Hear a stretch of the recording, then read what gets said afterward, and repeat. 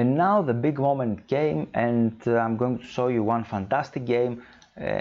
Hartston, if I announce him correctly, with white pieces, E4, and with the black pieces we have Mihail Tal.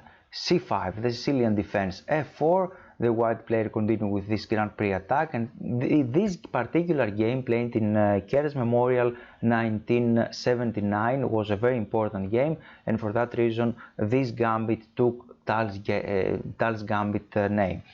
Pawn takes, now we have knight f6, and as you can see, black is not in a hurry to capture this pawn immediately. He's going to capture this a little later.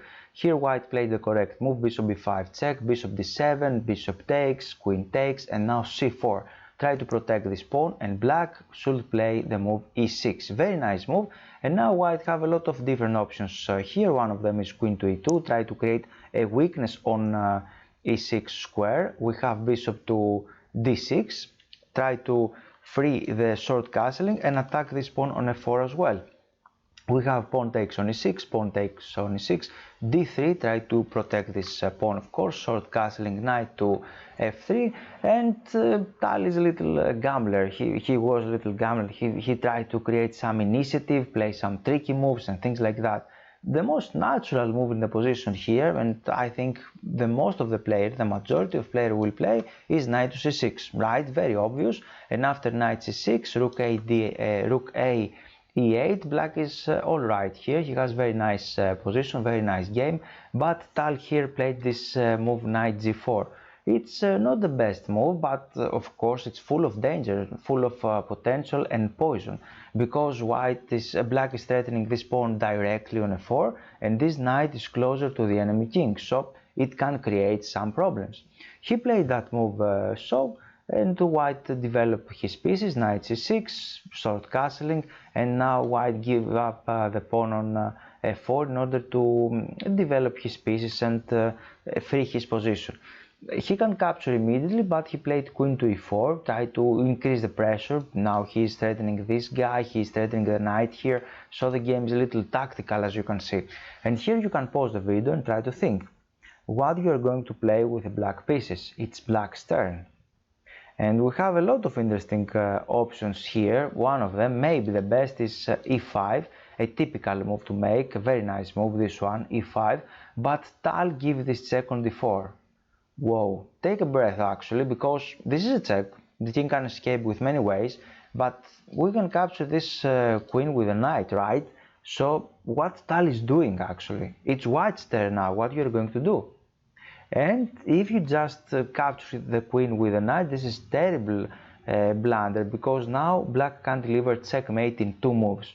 If you can find it, you are very welcome to write it below in the comments. It is a checkmate in 2 moves right now. For that reason here white didn't find it. If you cannot find it, actually you can ask and I'll try to reply in the comment.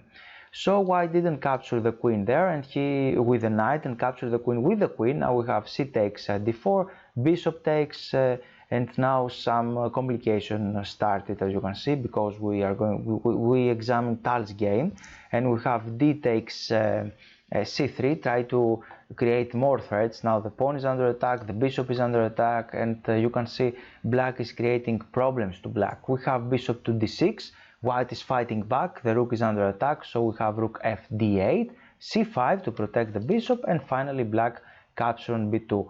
But this pawn is doomed because it's far away from the other pawns or black forces. For that reason here white played rook a b1, as you can see it's impossible, we can say, to protect that pawn.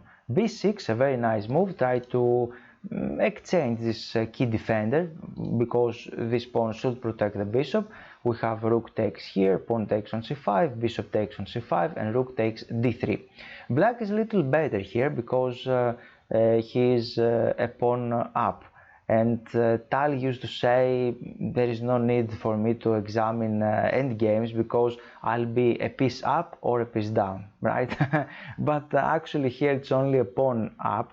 And okay, we have the game continue with h3, we have knight f6, it's approximately equal because white have a lot of activity for his pieces. This e6 pawn is weak, this pawn is weak as well, the knight doesn't have good strong squares in the center of the board, so white have some counterplay. We have rook c1, as you can see, eyeballing this knight on c6, rook a d8, king h2, we have e5, bishop drop back, threatening that knight. We have e4 now, more complications, rook takes, pawn takes, bishop takes a7, rook d2. He's creating pressure against this pawn on g2, and of course white drop back the bishop, rook to c2, and after rook c2 the game ended in a draw, because after this black can play this one, rook a8 for example. The bishop has to go somewhere. We have more exchanges here, maybe knight d5, and here black have two pawns in the king side and white another one on queen side. The game is approximately equal because this pawn is not far advanced.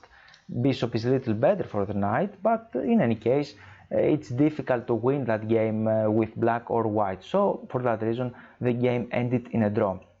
I hope you understand everything in that game. We have some stylistic points with that move, knight g5, knight g4, try to attack immediately, try to complicate the game, and another key moment is this one, queen d4, very nice move, and white actually cannot capture the queen because we have checkmate in two moves. If you find it, write a comment below. I hope you like that video. For that, if you like it, you are very welcome to click the thumbs up button, and see you again.